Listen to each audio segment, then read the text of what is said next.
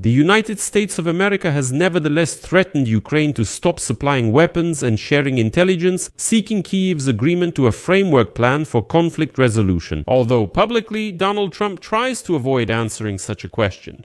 But his vice president, Jay Divens, stated directly that increasing military and financial aid to Ukraine and strengthening sanctions against Russia will not lead to the end of the war, and that's why it should be abandoned. According to Jay Divens, those in politics who believe that aid to Ukraine and sanctions against Russia will end the war are losers.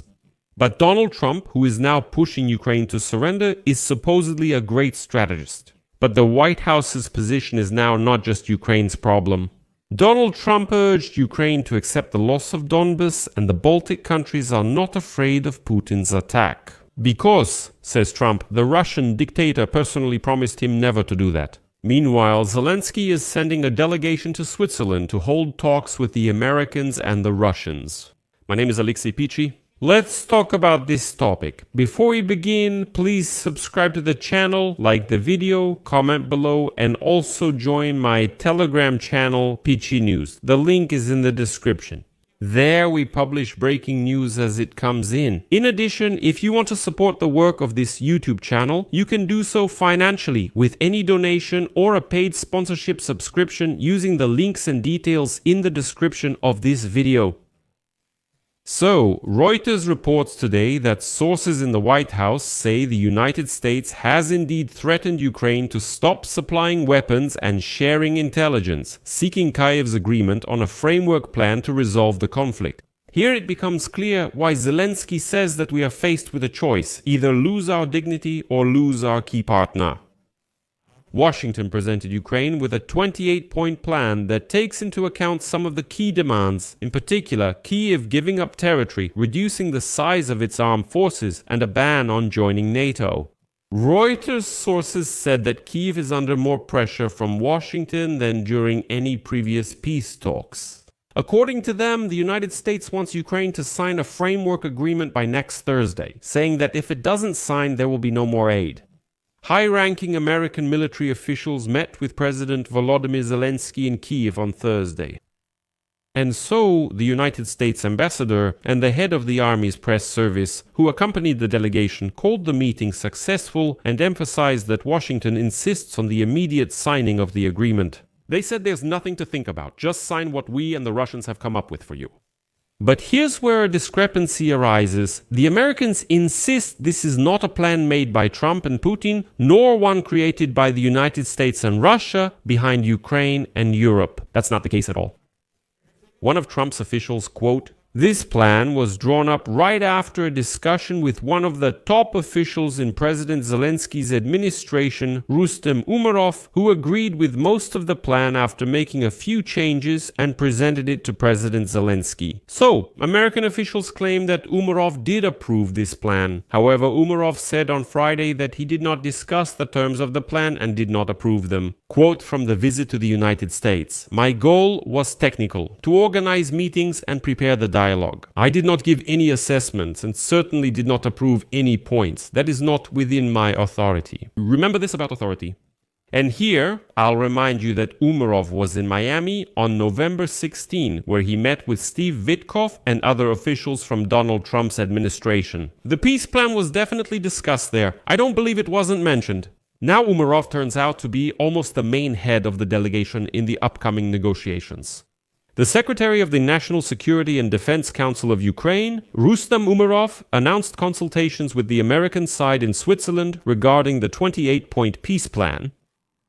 Umerov announced that consultations between Ukrainian and United States officials on possible parameters of a future peace agreement will begin in the coming days without specifying exact dates. There are signs the meeting may happen tomorrow, November 23. At the same time, Zelensky signs a decree to create a Ukrainian delegation to participate in the negotiation process with the United States and other international partners, as well as with representatives. It's who we, it's time to it, Tida.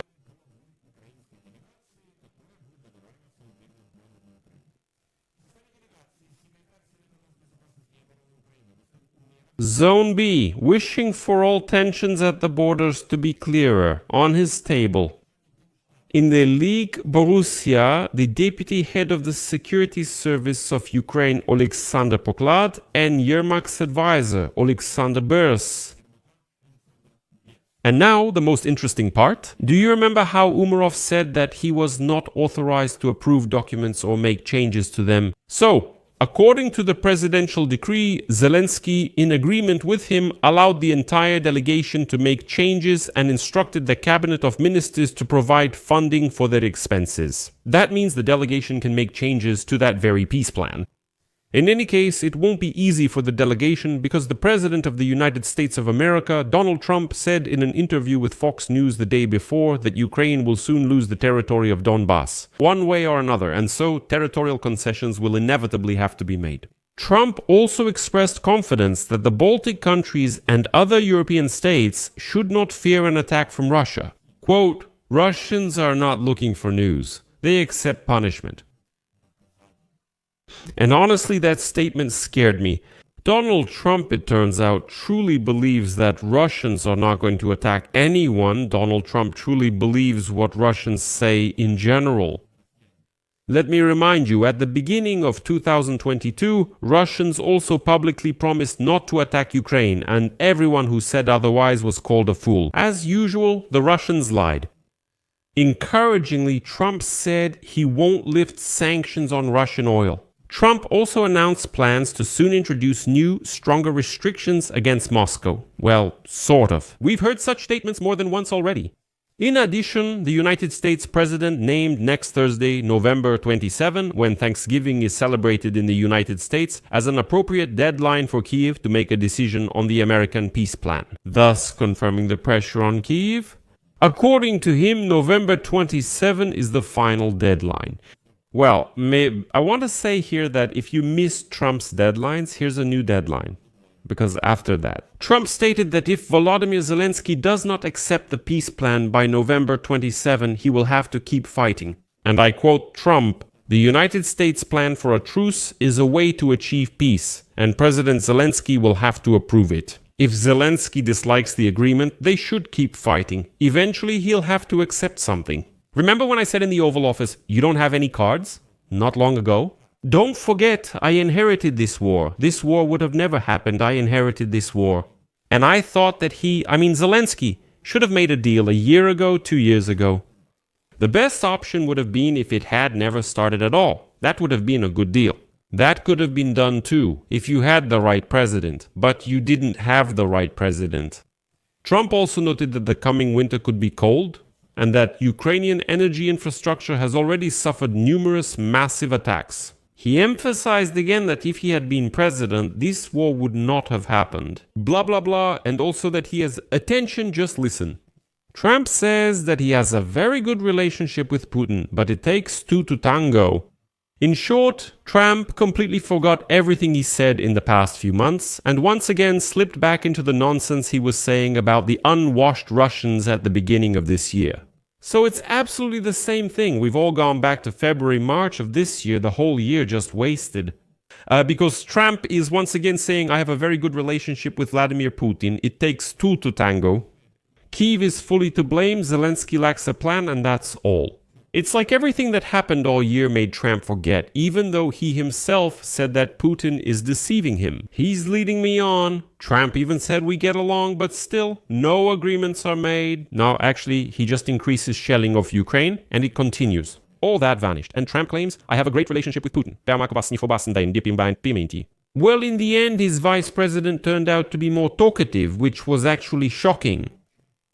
United States Vice President J.D. Vance said the Trump administration prioritizes any plan to end the Russian-Ukrainian war that stops the killings, preserves Ukraine's sovereignty, is acceptable to both Russia and Ukraine, and reduces the risk of renewed conflict. But then J.D. Vance stated that no military or financial aid to Ukraine and no sanctions against Russia will help end the war. Anyone who insists on this is a loser. Next, I'll end with a quote from J.D. Vance, word for word. Any criticism of the framework of the peace plan that the administration is working on is either the result of a misunderstanding of this framework or a mistaken assessment of critically important facts on the ground.